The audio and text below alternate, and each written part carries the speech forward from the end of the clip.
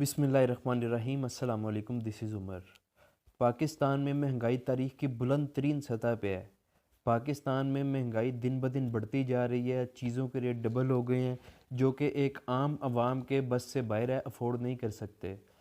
तो खैर अल्लाह पाकिस्तान की हिफाजत फरमाए, पाकिस्तान को कामयाब करे और पाकिस्तान को इन मुश्किल हालात से निकाले।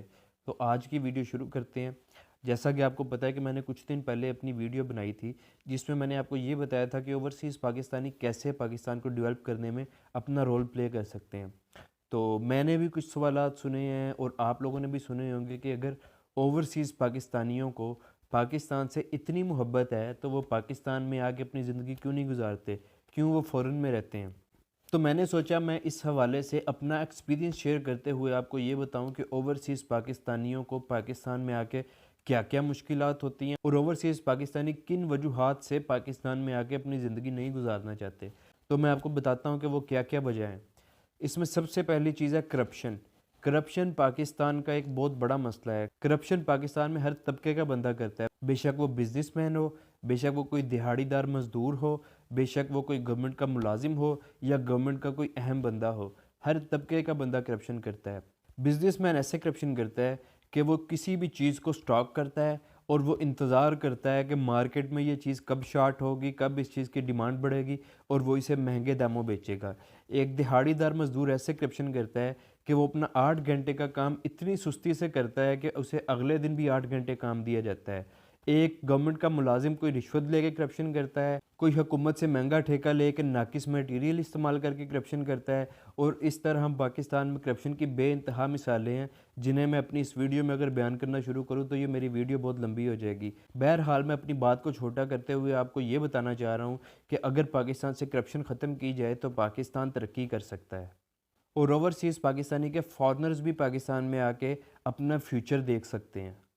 इसके बाद बात करते हैं पाकिस्तान के एजुकेशन सेक्टर की। पाकिस्तान के एजुकेशन सेक्टर का हाल पंजाब में बाकी सूबों की निस्बत बकदरे बेहतर है। दूसरे सूबों जैसा कि सिंध में, बलूचिस्तान में एजुकेशन का ये हाल है कि उधर स्टूडेंट बोर्ड के पेपर अपने मोबाइल या बुक्स पास रख के देते हैं।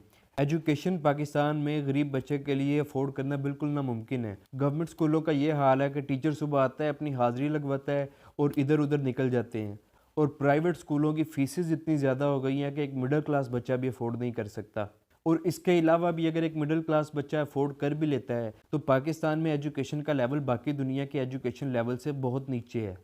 ये एक बहुत बड़ी वजह है कि एक ओवरसीज़ पाकिस्तानी नहीं चाहते कि वो अपने बच्चों को ऐसे सिस्टम में पढ़ाएं जिधर उन्हें दुनिया के बारे में नॉलेज ही नहीं हो।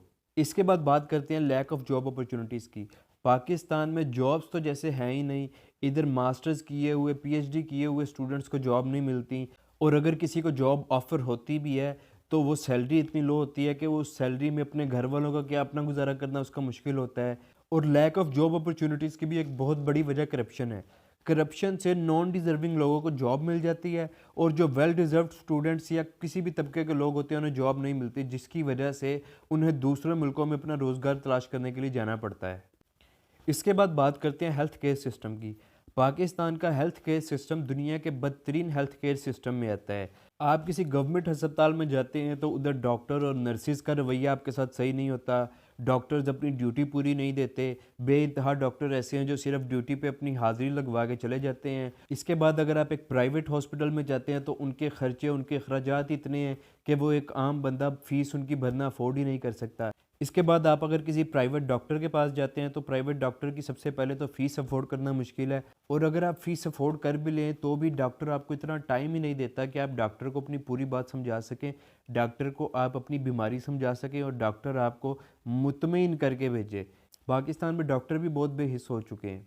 फिर इसके बाद पाकिस्तान को बने 75 साल हो गए हैं, पाकिस्तान से आज तक लोड शेडिंग नहीं ख़त्म की जा सकी। 75 सालों में हम आज तक अपनी बिजली नहीं पूरी कर सके। 2023 में मॉडर्न एरा में हम रह रहे हैं जिधर लोग चांद पे पहुंच गए और पाकिस्तान में आज तक दिन में 4-4 5-5 घंटे लोड शेडिंग होती है और कुछ दिन पहले सुबह 7 बजे से लेकर रात को 12 बजे तक लोड शेडिंग रही। तो ऐसे मुल्क में एक ओवरसीज़ बंदा जो कि एक बहुत हाई क्वालिटी जगह पे रह रहा है, वो कैसे आके ऐसी जगह पे टाइम गुजार सकता है जिधर दिन में 4-4 5-5 घंटे लोड शेडिंग होती है। फिर इसके बाद एक बहुत बड़ी वजह पॉलिटिकल एंड इकोनॉमिक्स इंस्टेबिलिटी है। अब पाकिस्तान के तरक्की ना करने की वजह भी यही है, और ओवरसीज़ पाकिस्तानी या दूसरे फॉरेनर्स का पाकिस्तान में आना, पाकिस्तान में इन्वेस्टमेंट ना करने की सबसे बड़ी वजह भी यही है। अब आपके मुल्क में जब हर वक्त पॉलिटिकल और इकोनॉमिक्स इंस्टेबिलिटी रहेगी, तो कैसे कोई ओवरसीज़ पाकिस्तानी या कोई फॉरेनर इन्वेस्टर इधर आके इन्वेस्ट कर सकता है? तो अगर हम पाकिस्तान को तरक्की पे लेके जाना चाहते हैं, तो पाकिस्तान में से पॉलिटिकल एंड इकोनॉमिक्स इंस्टेबिलिटी को ख़त्म करना पड़ेगा, जिससे पाकिस्तान भी तरक्की करेगा, जिससे पाकिस्तान में फ़ॉरेन इन्वेस्टर्स भी आएंगे और ओवरसीज़ पाकिस्तानियों का भी पाकिस्तान में अपना फ्यूचर नज़र आएगा। और इसी इंस्टेबिलिटी की वजह से पाकिस्तान में चीज़ों के रेट हर दूसरे दिन बढ़ते हैं। डॉलर का रेट आज तारीख की बुलंद तरीन सतह पे है, पेट्रोल का रेट तारीख की बुलंद तरीन सतह पे है, एलपीजी गैस 300 रुपये से ऊपर है, एक बच्चों वाला बिस्किट जो 20 रुपये का मिलता था वो 40 रुपये का हो गया है। कोई चीज़, एक आम बंदा, एक गरीब बंदा या मिडिल क्लास बंदा भी कुछ अफोर्ड नहीं कर सकता पाकिस्तान में आजकल। इसके बाद पाकिस्तान में एक बहुत बड़ा मसला पोल्यूशन है। पोल्यूशन जिसको कम किया जा सकता है उसको हम आज तक कम नहीं कर सके। सबसे ज़्यादा पोल्यूशन पाकिस्तान में सड़कों पे पाई जाती है। पाकिस्तान ने आज तक इतनी तरक्की भी नहीं की कि हम अपनी पोल्यूशन को कंट्रोल कर सकें। पूरी दुनिया में सड़कों के साथ साथ घास इसलिए लगाई जाती है कि जो फजूल मिट्टी है जो उड़ के सड़क पे आ जाती है, वो घास की वजह से उड़ ना सके और आने जाने वाली ट्रैफिक को उससे तंग ना किया जा सके। उसके अलावा हमारे बाज़ारों में जो दुकानदार हैं वो अपना दुकानों की सफाई करके कूड़ा रोड के बिल्कुल दरमियान में लगा देते हैं। अगर कूड़े वाली गाड़ी आएगी तो वो उठा लेगी, अगर कूड़े वाली गाड़ी नहीं आएगी तो वो उसी तरह कूड़ा सारा बाजार में इधर उधर फैलेगा और आपकी दुकानों के अंदर वापस जाएगा। तो क्या हम लोग इतना भी नहीं कर सकते कि हम अपनी दुकानों के बाहर एक एक डस्टबिन ला के रख लें कि हम अपनी रोज़ की सफाई करके कूड़ा उसमें डालें? अगर कूड़े वाली गाड़ी आए तो हम उसमें कूड़ा रखवा दें, अगर कूड़े वाली गाड़ी नहीं आए तो कम से कम हमारा कूड़ा उड़ेगा नहीं, हमारा कूड़ा वापस हमारी दुकानों में या हमारे बाज़ारों में नहीं जाएगा। इसके बाद बात करते हैं रूल्स एंड रेगुलेशंस की। पाकिस्तान में किसी किस्म के कवानीन की पाबंदी करना आप पे कोई फ़र्ज़ नहीं है।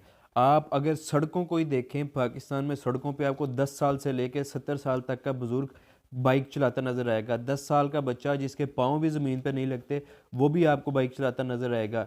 और पाकिस्तान दुनिया की वो वाहिद जगह है जिधर किसी भी सड़क पे चढ़ने से पहले आपको राइट वे से पहले रॉन्ग वे पे देखना पड़ता है कि कोई इस तरफ से तो नहीं आ रहा जिससे आपकी गाड़ी की ठोकर हो जाए। पाकिस्तान में अगर आपको पुलिस भी रोकती है तो आप एक दफ़ा सोचते हैं कि अब ये हमारे पे किस किस्म का केस डालेंगे। अगर हम पाकिस्तान में पुलिस से एजुकेटिव तरीके से बात करते हैं तो वो हम पे दबाव डालने की कोशिश करते हैं, और अगर हम पुलिस से ज़रा रौब से बात करते हैं तो वो अपनी आवाज़ नीचे रख के हमसे बात करते हैं। तो पाकिस्तान में किसी किस्म का कोई कानून फॉलो करने की आपको ज़रूरत नहीं, जिसकी वजह से ओवरसीज़ पाकिस्तानी पाकिस्तान में एडजस्ट ही नहीं हो सकता।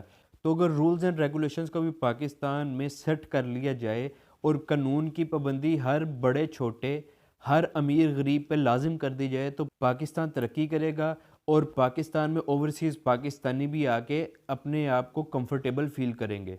इसके बाद आजकल जो पाकिस्तान का सबसे बड़ा इशू है वो है पाकिस्तान में आपको किसी किस्म की कोई सिक्योरिटी नहीं है।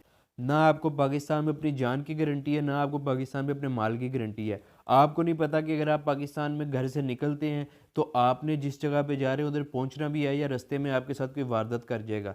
आपको नहीं पता कि अगर आप किसी के साथ इन्वेस्ट करते हैं तो वो आपको आपकी इन्वेस्टमेंट के मुताबिक आपको प्रॉफिट देगा या आपके साथ फ्रॉड करेगा। आपको नहीं पता कि अगर आप किसी से कोई चीज़ परचेज़ कर रहे हैं तो वो आपको चीज़ 1 नंबर दे रहा है या वो 2 नंबर चीज़ दे रहा है। जैसा कि मैंने आपको पहले बताया, ये वही चीज़ है कि पाकिस्तान में हर तबके का बंदा करप्शन करता है। जब आप पाकिस्तान में ये चीज़ देखेंगे कि आपकी ना इधर जान महफूज है ना आपका माल महफूज है, तो आप कैसे एक अच्छे इन्वायरमेंट से इस तरह के इन्वायरमेंट में आके अपनी ज़िंदगी गुजार सकते हैं। फिर इसके बाद पाकिस्तान में एक बहुत बड़ी, बल्कि मैं इसको बहुत ख़तरनाक चीज़ बोलूँगा, रिलीजियस टेंशन है। पाकिस्तान में रिलीजियस टेंशन से मेरी मुराद फ़िरका वारियत है। फ़िरका वारियत से भी हट के पाकिस्तान में एक बहुत बड़ी चीज़ है, किसी पे भी तौहीन का फतवा लगा के उसे कत्ल करवा देना, उस पे पर्चा करवा देना या किसी किस्म की भी कोई एक्टिविटी करवा देना। तो इन तमाम चीज़ों के बावजूद आप खुद सोचें, एक ओवरसीज़ पाकिस्तानी जो कि एक बहुत अच्छे इन्वायरमेंट में रह रहा है, जिधर उसकी जान भी सेफ़ है, जिधर उसका माल भी सेफ़ है, जिधर उसे ये भी पता है कि अगर मैं कोई रूल तोड़ता हूँ तो मुझे क्या पेनल्टी लगेगी, मुझे क्या फ़ाइन होगा, जिधर उसे ये भी पता है कि उसके बच्चों को एजुकेशन अच्छी मिलेगी, जिधर उसे ये भी पता है कि अगर मैं बीमार होता हूँ या मेरे बच्चे बीमार होते हैं तो हम अगर किसी हॉस्पिटल में जाते हैं तो हमारा इलाज अच्छा होगा और हमारा इलाज अफोर्डेबल होगा, और अगर हम इलाज अफोर्ड नहीं भी कर सकते तो हमारी गवर्नमेंट हमें सपोर्ट करेगी। तो ऐसी जगह से कोई पाकिस्तान में आके अपनी ज़िंदगी कैसे गुजार सकता है? तो हमें सोचने की ज़रूरत है और हमें पाकिस्तान को इन चीज़ों से पाक करने की ज़रूरत है। अल्लाह पाक हमारे मुल्क की हिफाजत फरमाए और हम सबको पाकिस्तान को कामयाब बनाने में अपना रोल प्ले करना है। तो अगर आपको मेरी ये वीडियो अच्छी लगी, आपको लगा कि मैंने जो बातें कही हैं वो बिल्कुल ठीक कही हैं, तो आप मेरा चैनल सब्सक्राइब करें। और अगर आपको मेरी कोई बात बुरी लगी तो मैं आपसे माज़रत करता हूँ, लेकिन मैंने जो भी बातें कही वो एक बहुत बड़ा कड़वा सच है। अल्लाह पाक हमारे मुल्क की हिफाजत फरमाए। अस्सलाम वालेकुम।